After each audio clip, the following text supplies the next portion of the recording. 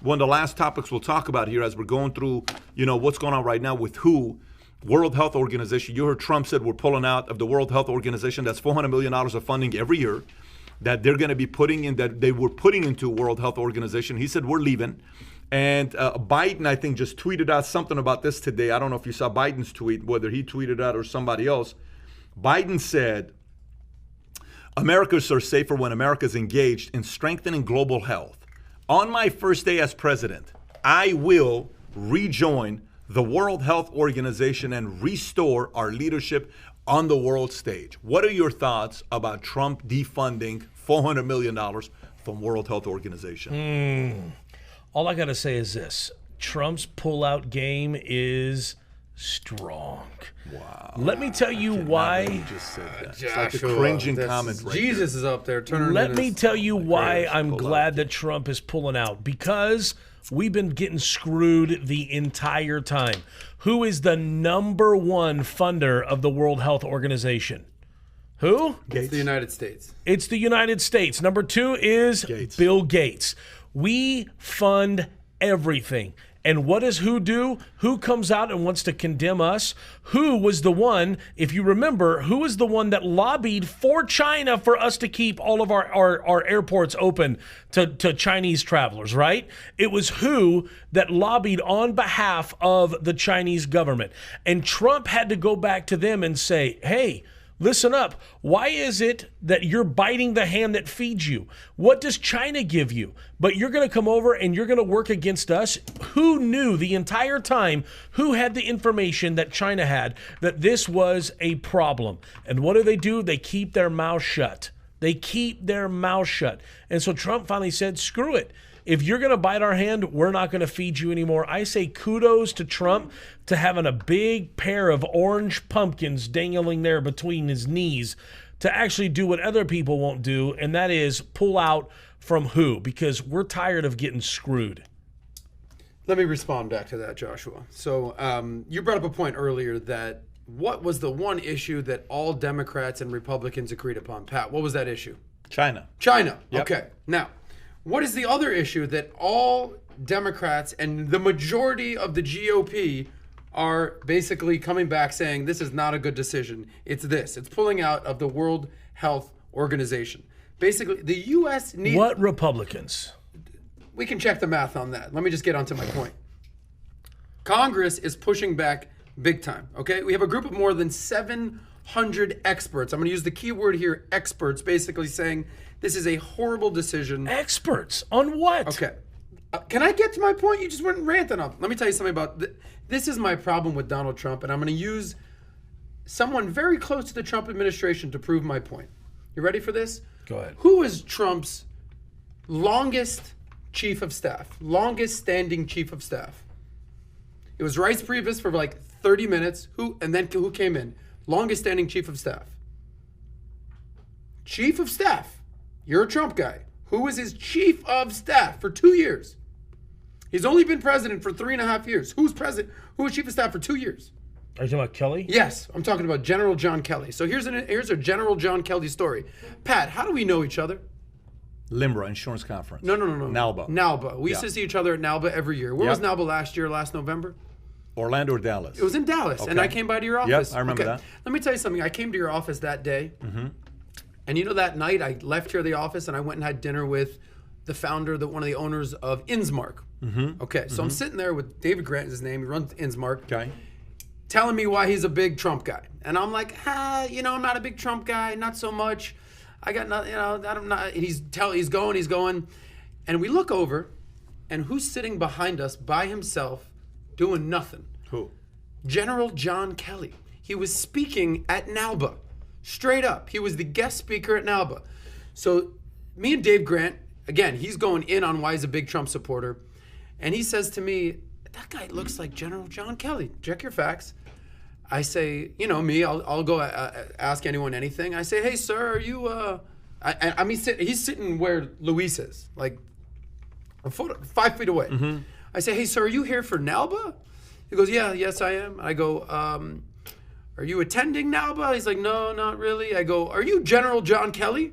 He goes, yes, I am. I go, wow, that's crazy. Like, we were just talking about Trump. So here's my story. General John Kelly, you can check my math on this. He's from Boston. So is Dave Grant. So we do a little quick introduction. Oh, you're from Boston. Boston. Yeah, the cheers. Boston. We get to know each other. I say, hey, can I buy you a drink? Sure. Double vodka on the rocks. Boom. You're drinking a double vodka. Whoa. I know you've never had a vodka before. Double vodka. 5 minutes later, he goes, I'll do another. Boom. Buy the guy 2 double. This is General John Kelly, Chief of Staff. From 2017. This entire time we thought you were Republican. Okay. He's connected. So go ahead. Connected. And then, So I'm talking with the guy.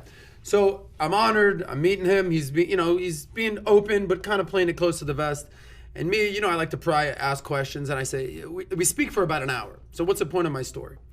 So I say, hey, General Kelly, do you mind if I ask you a couple wrap-up questions here? I go, would you do me a favor? Would you tell me what you absolutely loved about working for President Trump? And also, if you don't mind, tell me what you really did not like about working for President Donald Trump. He looks me square in the eye and he goes, I can't tell you one thing I liked about working for Donald Trump. Square in the eye. Wow. This is his chief of staff. And I go, wow, just that face. Yeah. And he goes, and I'll tell you why. He goes, anyone who thinks they know it all and does not listen to experts, I cannot respect. He said, let me tell you something. I am a general. I've been a general for years. I bring in experts on the regular. I bring in people as his chief of staff. People are experts in their field. Experts on China, experts on Russia, experts on technology, experts. Trump would remove them and say, I know what I'm doing. So he goes, this is his chief of staff. This is not opinion. He says, I couldn't work for a guy like that. Where are you going with this? That's my point, is that Trump is pulling out of the World Health Organization. He has experts. I said at the beginning of this rant, he has experts telling him this is not the thing to do, but Trump is going with his gut. He thinks he knows it all. He doesn't know everything. Breaking news. Donald Trump doesn't know anything or everything or anything for that matter. Let me go ahead and shovel this bullcrap right in the toilet. Okay, so if you're going to do something, you're going to tell me that the General Kelly, Chief of Staff, by the way, he went on to NALBA to give that speech. And it was a little more watered down version of that, basically saying you need to listen to experts, people that know what they're talking about. Here's my final point. Are you a life insurance expert? Would you say that? Yes. You're a life insurance expert. How much do you know life settlements? I'd listen to you. You would listen to me, Yeah. right? You would listen to me. I'm an 100%. expert at that. Yes, I would. If you said, hey, I got a life insurance guy, he's going to sell us $10 million thing, Sure. you would call me in as an expert. I would. That's my point, is that you know your stuff. But if there's a little part of that you weren't so sure about, you're calling an expert. We've got a pretty good staff here that works in the tech department. But we were unsure of what? Sling the other day. So we brought in a sling expert to teach our staff. So my point with Trump is this. He can be a great leader. He can be a MAGA guy. He can be an orange cartoon. Whatever you want to think about him. How much you do need you to know look about into experts. But how much do you know about the World Health Organization? I don't. But the point is, if experts are saying, that's my point, is I don't know about the World Health Organization. But you got to realize. But what I'm saying is, you need to listen to experts. And my point here, the World Health Organization, is I'm using that as an example. Do you know who runs the World Health Organization? Do you know me who. Tedros and do you know what his reputation is? Very Tell evil me man. I mean, that's not a pretty Listen, thing right there. this But could be let any me- story let here. me This agree- doesn't have to be with the World Let me- Health let me- Organization. Go ahead, Pat. Just uno momento, Go for it. No, por okay, favor. go ahead. Go ahead.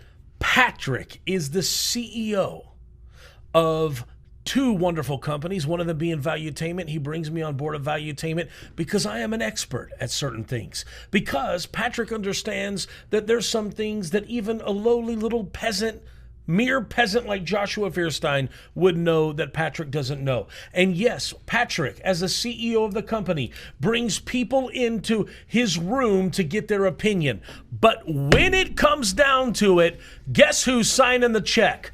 That man right there. And so guess who makes a decision? Right there. Guess whose name is on the line? Right there. Okay? Guess whose reputation in any one of his companies? It's him on the line. When all is said and done, Trump was elected president. John Kelly, not elected president. He was His elected advisors- president, not king. Bro, he was elected president, Exactly. not king. And within the bounds of the Constitution, he is going to make decisions. You just that said experts- yourself, if Trump were to implement the digital tracking laws, you wouldn't vote for him. Vote! Exactly. So vote. my point That's is this. an act of my will. point is this. You can't just agree with everything Trump does because you just said yourself that there's certain things you would disagree with. You disagree Thank with you. Trump on immigration. Do you not? Do you not disagree with Trump on immigration? No. Yes or no? No. You don't? I said I don't believe. We can go on record Just with watch. this. Just Yeah, watch. go ahead. I don't believe everything that the conservatives say about immigration. But let's go back. Let's go back to Trump. I elected Trump to make decisions for me. If I elect him, I'm not going to question it. And if I do question it, then I'm not going to vote for him the next time. The thing that I'm saying is all of this talk about experts. In the end, Trump is the one that puts the pen to the paper. He's the one that America voted for, and it's him that's making the decision. He can consult experts all he wants, but he was elected for a reason. But you're missing my point. He wasn't even consulting with the experts, is my point. By the way, if you're watching this, click thumbs up if you agree with Josh. Click thumbs down if you agree with Adam. Okay, I'm curious. But now hear me out. Thumbs up. Why do Josh. I get the thumbs down? I'm just saying for right now, we're going to thumbs down with Adam. Point is, you gotta listen to thumbs up. Let me give my perspective on this. Let me give my perspective on this. You have a good point, but you don't have enough information on World Health Organization where they are. But that wasn't my point about World Health Organization. My point was about John Kelly. I could care less and by about the way, the great WHO. story of meeting. No, but you have to care about WHO because the topic we're talking about is WHO. I'm talking about experts. I understand. It says here that. on the piece of paper, a group of more than 700 experts on global public Everybody's health. an expert on anything. No, that's not true, Josh. A group of 700 experts. Now you have to realize World Health Organization was started in 1948 by Truman, and Truman's a Democrat himself, and it's a form of a control and bring the world together and let's all represent this. And at this point of the game, China's given a lot of money to World Health. Tedros reports everything to China. Tedros keeps talking about how China's doing everything right. When coronavirus came up at the beginning, Tedros went to China, came back publicly to the world, says, I am so impressed by the way China is handling the coronavirus. This is the guy that runs World Health Organization telling to the world, I'm so impressed by the way China's handling the situation. Either he has to be fired or you have to defund him. Fire the guy. So, but a form of defunding is a form of firing you. He doesn't have the ability to fire. Trump doesn't run World Health Organization. He can say, I'm taking $400 million out. Then now I want to have influence on who we reelect to the running the World Health Organization. Then here comes back the money. It could be a simple 6-month pause and we're coming back depending on that guy getting fired. But the part I agree with you, let me tell you the part I agree with him. Okay, let me tell you about the part I agree with him. Okay, some people are agreeing with you, by the way, if you look at it, thumbs up and thumbs down. This is the part I agree with you. Okay, I don't think Trump can be in the room with anybody that's ahead of him. I don't think he can do that. Because he's an egomaniac or what? Well, I mean, listen, go back to the talk that he gave at Wharton Business School when Greg Scheer said that Trump got up and says, all you guys are going to be successful, but none of you Not guys. as successful as me. He is one of the most ambitious, competitive guys you'll ever meet. There's levels to the game. I'll give him that. Okay, so he thinks he knows best. That's dangerous. But you can call it that. You can call it that. But it's his style of leadership that's worked his entire life. You can't tell him to change at this point. When America elected this guy, they elected a guy that had a show saying, you're fired. They elected a guy that says, I'll fix it all. And everyone's looking at this guy. But by the way, they banked on it. But they banked on it. No, totally. So what I'm But saying, he was also rooting against Hillary Clinton, who was a horrible candidate. No, actually, she was not a horrible candidate. Yeah, she wasn't the best candidate. Approval ratings.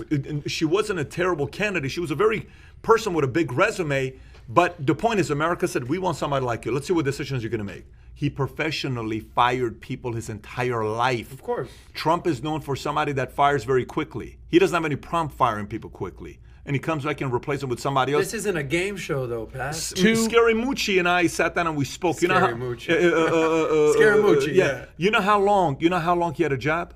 8 days. If that. Yeah. He says, I came in, I was fired. I don't know what the hell happened right here. Yeah. That's Trump's style.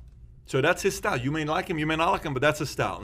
But he can't fire the WHO. But he can defund. Yeah, he can look. Okay. He can defund. So you think it's good to defund the WHO? I think it is for now. It's I think not like he did I think it's a good move. He didn't do this overnight, Pat. He did this in 3 stages. Three warnings he gave the WHO. He said, we're going to pause your funding, we're going to withdraw it, and then we're going to withdraw from the World Health Organization. He gave them 3 opportunities to get rid of the guy at the top because the Associated Press leaked documents that show that WHO knew about the virus and even told the scientists in China not to talk about it anymore. These documents were leaked. So, of course, he's going to do that. And let me just say this about Trump's leadership style, okay? I have talked with people that were in the room when he sat down and sought advice from people about whether or not he should move the embassy to Jerusalem. You remember, that was a huge news story. It was a huge thing. Do you think he did the right thing? To want to do what? Move it to Jerusalem? Yes. I think yes. Okay, so from my source inside the White House, they said this. They said that Trump sat there and said, okay, let's go around the table. I want you to tell me, do you think I should move it? Do you think I should move it? And every single person around the table said no. You want to know why they said no? It's not politically expedient for you. It's not the right thing. What Trump said, he said, oh, you guys gave me all political reasons. None of you told me whether it was the right or wrong thing to do. This is a promise we've been making to our ally for a long time. Don't you think it's time that we deliver on our promises? We're going to go ahead and do it. And you know what he did? He made a stronger ally in Israel. And he followed through on a promise that every other liar president has said for the last flipping, I don't know how many years. Okay, so ladies and He gentlemen, didn't make a stronger ally with Israel. Israel depends on the United States. It wasn't like we love you even more now. Like we depend on was going Israel nowhere. too. Yeah, exactly. Okay. What are you saying? My point is, even if he didn't move the embassy, Israel would still be there as an ally as the United States. I said he made a stronger ally. Him and Netanyahu Marginally. have a decent relationship. I mean, it's not like they don't have a relation. By the way, your cousin, shout out to your cousin, Jared Young. Josh's cousin here, shout out to